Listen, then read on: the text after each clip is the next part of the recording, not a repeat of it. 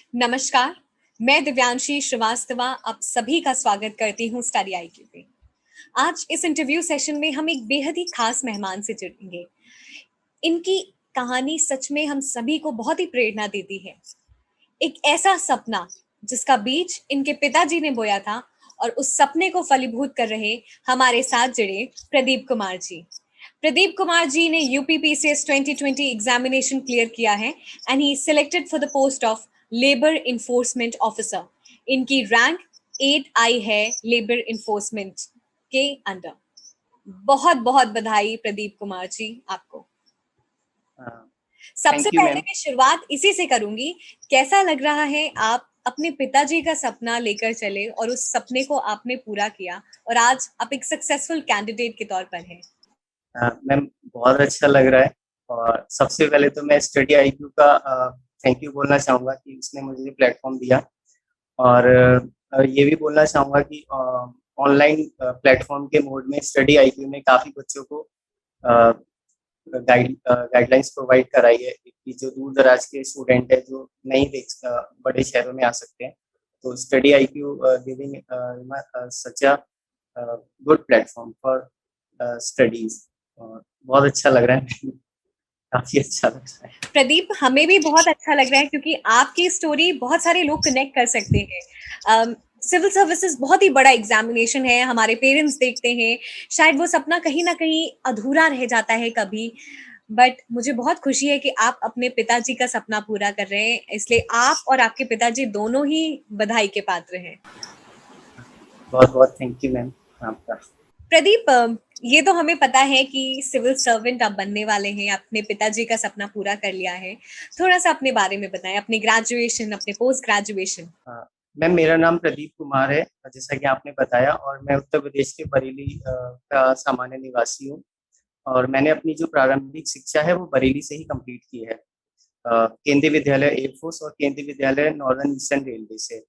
उसके बाद मैंने अपना ग्रेजुएशन दिल्ली यूनिवर्सिटी से कंप्लीट किया है, BCom honours Swami Chittanand college से।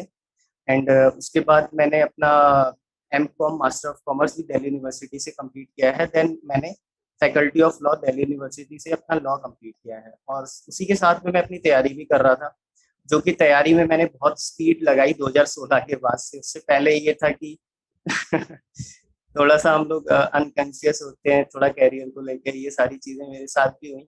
लेकिन 2016 के बाद मेरे को समझ में आ गया कि नहीं, करना है तो करना है, और लगातार मैंने प्रीलिम्स क्रैक किए, मेंस दिए, लेकिन अनफॉर्चुनेटली मैं सेलेक्ट नहीं हो पाया।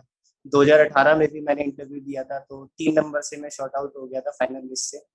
देन बहुत सारे अप एंड डाउन आए पर फाइनली मेरे को सक्सेस मिली 2020 में। प्रदीप, अच्छा बहुत लगा। ही लंबी जर्नी रही है, बहुत आपने मेहनत की है आज जिस जगह पे हैं उस जगह पहुंचने के लिए। प्रदीप, आपका सिलेक्शन हुआ है फॉर लेबर इन्फोर्समेंट ऑफिसर। ये बहुत सारे हमारे एस्पिरेंट्स जो हमारे साथ जुड़े हैं उनकी भी एक क्यूरी होगी कि क्या इसके लिए कुछ स्पेशल क्वालिफिकेशंस की जरूरत होती।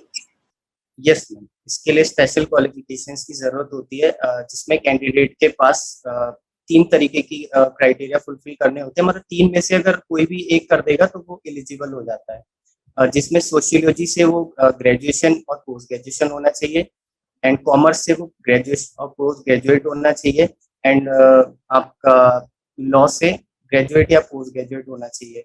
इसके अलावा इसमें पोस्ट ग्रेजुएट डिप्लोमा भी लिख रखा है, लेकिन बेसिकली यही 3 एरिया हैं जिसमें आप पीजी होने चाहिए, तो आप इस पोस्ट के लिए एलिजिबल हो जाएंगे। मैं कॉमर्स ग्रेजुएट था, पोस्ट ग्रेजुएट था, तो मैं इस पोस्ट के लिए एलिजिबल था। प्रदीप, आपने जैसे बताया कि आपने ग्रेजुएशन किया, पोस्ट ग्रेजुएशन किया, उसके बाद आपने लॉ भी किया।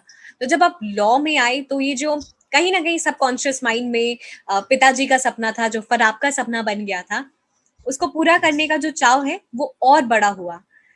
क्या कुछ डाउट्स थे? क्योंकि बहुत सारे एस्पिरेंट्स के मन में होता है शुरुआत ही कैसे करें।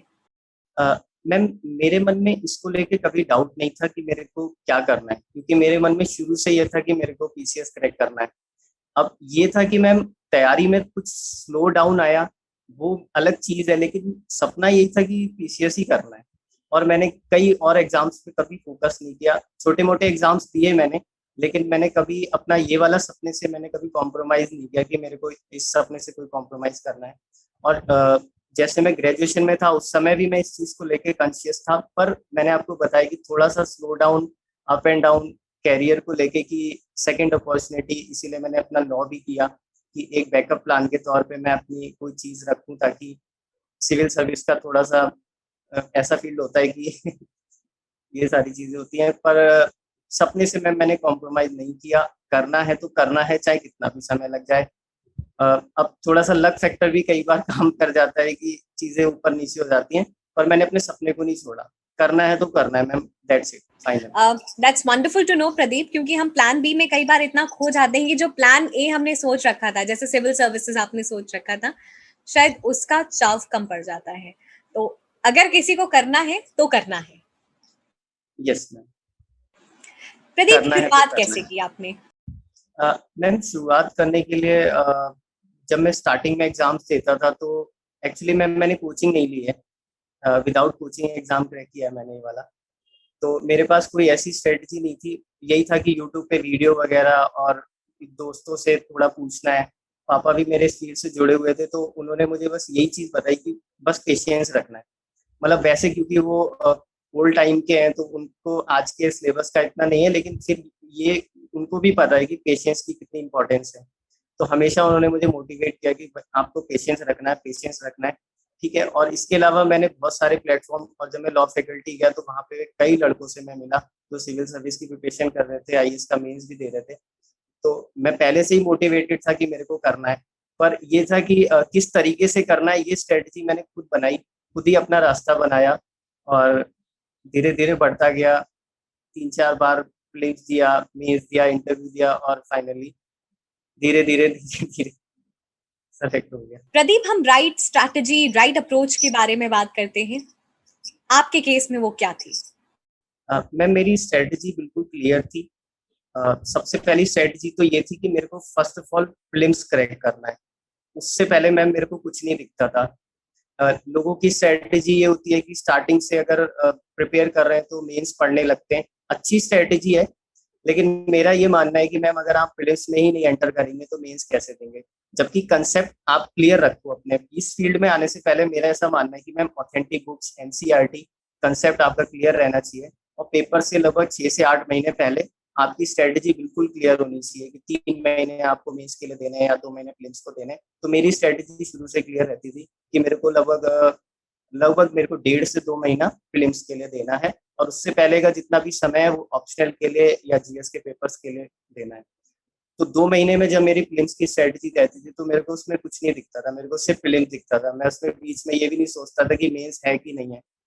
2 महीने प्रीलिम्स देना है तो प्रीलिम्स करना है। इस तरीके से मैंने मैम अपनी स्ट्रेटजी बनाई। और बाकी अगर पेपर की स्ट्रेटजी की बात होगी तो मैंने जैसा कि आपको बताया कि कंसेप्ट में अपने 2015-16 में क्लियर कर चुका था ऑथेंटिक बुक से। उसके बाद फिर मैंने मैम मॉडल पेपर्स का काफ़ी सहारा लिया। मैं क्लियर करके इसमें बोलना चाहता हूँ, मैंने मॉडल पेपर्स का बहुत सहारा लिया। मार्केट में विजन के और बहुत सारी जो सिविल सर्विस की कोचिंग है, जिसमें विजन आईएएस हो गया, दृष्टि आईएएस हो गया, जीएस वर्ल्ड हो गया, एंड बहुत सारी कोचिंग्स हैं, ऑनलाइन प्लेटफॉर्म है, स्टडी आईक्यू, और भी बहुत सारे प्लेटफॉर्म है, तो उनका मैंने सहारा लिया। तो इस तरीके से मैंने अपनी स्ट्रेटेजी बनाई है। प्रदीप, जैसे आपने बताया, आपकी स्ट्रैटेजी ऐसी थी कि पहले आप पहले प्रीलिम्स को टारगेट करते थे एंड देन फिर मेंस के, लेकिन हमने कई बार सुना है इंटीग्रेटेड अप्रोच रखना है। तो how did you manage prelims separate and mains separate? Ma'am integrated approach रहती है मेरी, लेकिन पेपर से अगर मेरे पास 8 से 10 महीने हैं तो 6 महीने या 7 महीने इंटीग्रेटेड अप्रोच रहती है, जिसमें मैं मेंस ऑप्शनल पढ़ता हूँ। लेकिन मैं फिर से आपको बताया कि मैं 2 से ढाई महीने या जो भी है, जो भी पेपर के लिए टाइम बचता है, 2 से ढाई 3 महीने जो भी है, उस समय मैं प्रीलिम्स पे ही फोकस करता हूँ। क्योंकि जैसा कि हम जानते हैं कि इस पेपर में 6 से 7 लाख बच्चे प्रीलिम्स में अपियर होते हैं। और अब ये हो गया है कि पहले 20 गुना बच्चे क्वालिफाई किए जाते थे प्रीलिम्स में, अब वो 11 या 12 गुना बच्चे क्वालिफाई कर दिए गए। तो अगर आप वो निकालोगे तो बहुत होगा तो 4,000 बच्चे मेंस देते हैं, 3,500 से 4,000 बच्चे। तो इस तरीके की अप्रोच, और मैम ये मेरी, मुझे कई बार ये लगता है कि मेरी प्रैक्टिकल अप्रोच है, क्योंकि मेरे को पता है कि अगर आपको मेंस में फाइट करनी है तो प्रीलिम्स क्रैक करना पड़ेगा। तो अगर आप प्रीलिम्स में ही नहीं क्वालिफाई हो पाए, कई अच्छे कैंडिडेट होते हैं जो प्रीलिम्स से बाहर हो जाते हैं। तो मेरी एकदम क्लियर कट स्ट्रेटजी होती है कि नहीं, प्रीलिम्स देना है तो देना है, उस समय कुछ नहीं सोचना है। और पहले का जो टाइम पीरियड है हमारा 6 से 8 महीने का, उसमें हम इंटीग्रेटेड अप्रोच रख सकते हैं, लेकिन 2 से 3 महीने हम उसमें बिल्कुल भी कॉम्प्रोमाइज नहीं कर सकते अपने प्रीलिम्स से। प्रदीप, ऑप्शनल्स की किस तरीके से तैयारी की, क्योंकि आपने ऑप्शनल्स के लिए लॉ चुना था और लॉ आपने पढ़ाई भी लॉ की। मैम मेरा जैसे कि आप जानते हो कि मेरा लॉ ऑप्शनल है, और लॉ ऑप्शनल के लिए लॉ फैकल्टी ने मेरे को बहुत कुछ दिया। मैं तो ये बोलना चाहूंगा, क्योंकि लॉ फैकल्टी का जो सिलेबस है, लॉ फैकल्टी की जो फैकल्टीज वगैरह है, काफी अच्छे पेपर्स आते हैं लॉ फैकल्टी के। अगर हम जो सेमेस्टर्स पेपर देते हैं तो उससे मुझे बहुत हेल्प मिली। और अगर मैं बुक्स की बात करूँ लॉ की, तो मैंने मैम क्लियरली मैंने दुक्की पे फोकस किया। लॉ फैकल्टीज में दुक्कियां चलती हैं, जो सिंगल्स की दुक्कियां होती हैं, और वो दुक्की कम, बुक्स ज्यादा होती हैं, वो कहने के लिए दुक्की होती हैं, लेकिन उसमें बहुत बेसिक से चीजें दे रखी हैं। तो मैंने मोस्टली दुक्कीज का सहारा लिया। इसके अलावा अगर मैं इंटरनेशनल लॉ की बात करूँ, कुछ एक मैंने ऑथेंटिक बुक्स भी पढ़ी, कपूर की बुक पढ़ी।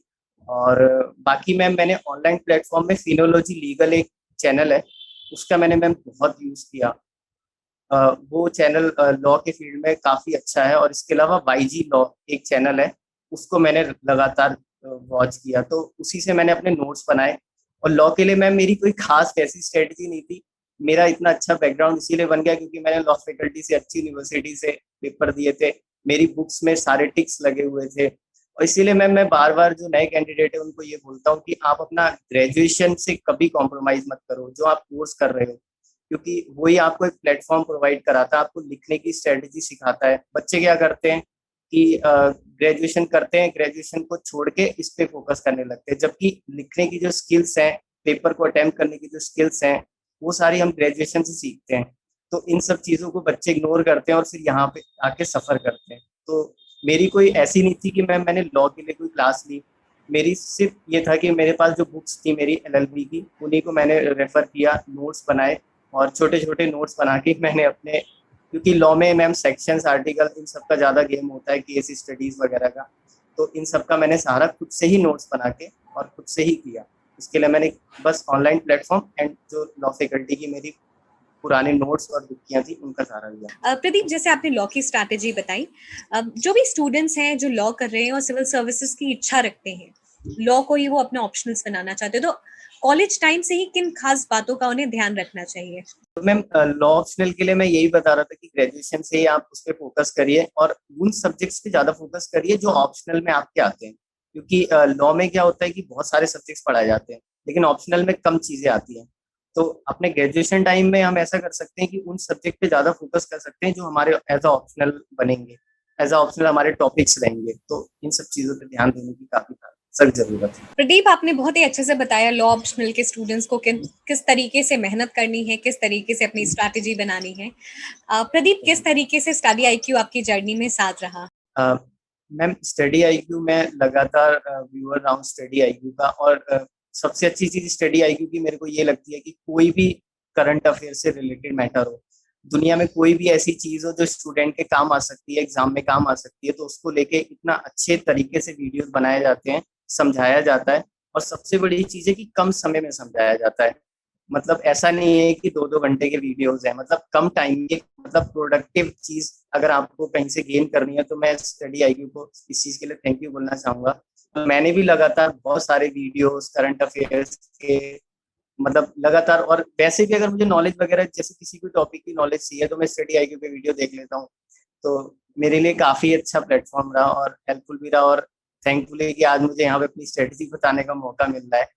इस चीज के लिए स्टडी आईक्यू को बहुत बहुत थैंक यू। प्रदीप, आपने एक बहुत अच्छी बात बोली कि आप लगातार स्टडी आईक्यू के स्टूडेंट रहे हैं और आज स्टडी आईक्यू पे ही अपनी स्ट्रैटेजी को शेयर कर रहे हैं।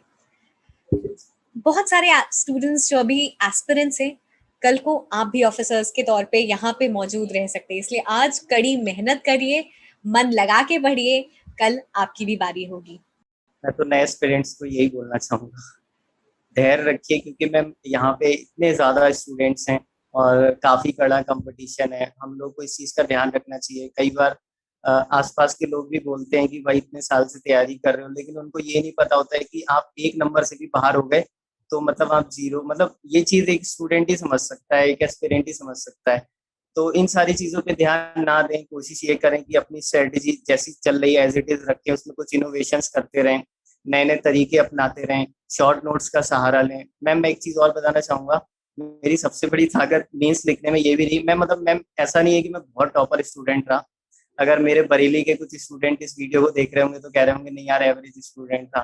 पर मैंने अपनी स्ट्रेटजी को इस तरीके से प्रिपेयर किया कि मैंने बहुत ज्यादा मैम ज्ञान अर्जित नहीं किया, लेकिन छोटी छोटी स्ट्रेटेजीज से मैंने उसको बड़े में कन्वर्ट कर दिया। क्योंकि पेपर में ये भी मैं बताना चाहूंगा कि मैम पेपर में कम समय होता है, कम समय में हमें बहुत सारी चीजें लिखनी होती हैं। तो अगर हम बहुत सारा पढ़ते रहेंगे तो ना उसे रिवाइज कर पाएंगे ना उसे, तो हमको क्या करना है, उसको कन्वर्ट करना है, छोटी छोटी चीजों में कन्वर्ट करना है। मतलब नॉलेज आपकी वही रहेगी, लेकिन आपको क्या करना है, उसे शॉर्ट्स में कन्वर्ट करना है।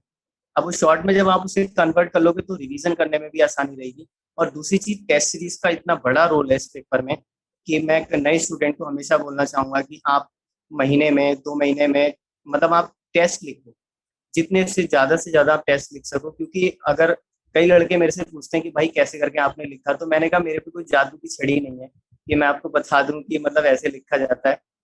जो नए नए तरीके हैं वो आप जब तक टेस्ट नहीं लिखोगे आपको कैसे पता चलेगा। सब। और दूसरी सबसे बड़ी चीज है मैम टाइम लिमिट की। क्योंकि जब जब स्टूडेंट पहली बार एग्जाम में जाता है तो वो 3 घंटे में 20 क्वेश्चंस और ऑप्शनल के 5 क्वेश्चंस नहीं कर पाता, क्योंकि 5 क्वेश्चंस में भी वो हर क्वेश्चन 3 3 पार्ट्स में डिवाइड होता है। तो मेरा भी 2017 में पेपर छूटे थे, तो ये चीज मेरे को बहुत रिग्रेट करी थी। और मैं इस चीज के लिए ये था कि नहीं, 2017 के बाद फिर मैंने 18 से मैम एक भी क्वेश्चन नहीं छोड़ा। मतलब ये रूल बना लिया कि भाई छोड़ना नहीं, मतलब करना है तो करना है। अब उसमें क्या लिखना है क्या नहीं लिखना है या कोई नई चीज उसमें डालनी है, पर क्वेश्चन को वैकेंट नहीं छोड़ के आना है, क्योंकि वैकेंट छोड़ने का मतलब है 0 नंबर। तो इन सब चीजों का बच्चों को ध्यान रखना चाहिए, टाइम मैनेजमेंट। क्योंकि मैम नए एस्पिरेंट्स को मैं यही बोलना चाहूंगा कि आप पहली बार अगर बिना टेस्ट सीरीज के और इन सब चीजों के गए तो आपका टाइम मैनेज नहीं हो पाएगा, आप कितने भी बड़े अपने क्लास के टॉपर या वैसे रहेंगे। क्योंकि ये इस एग्जाम में टाइम मैनेजमेंट का बहुत बड़ा रोल है, जनरली बच्चों का पेपर छूटता है, मैंने देखा है। तो इन सब चीजों का ध्यान रखना चाहिए। Thank you so much Pradeep for joining us. आपने बहुत ही इंपॉर्टेंट बातों पर अपने एक्सपीरियंस से अपनी स्ट्रैटेजी से बातें बताई, and we wish you all the very best.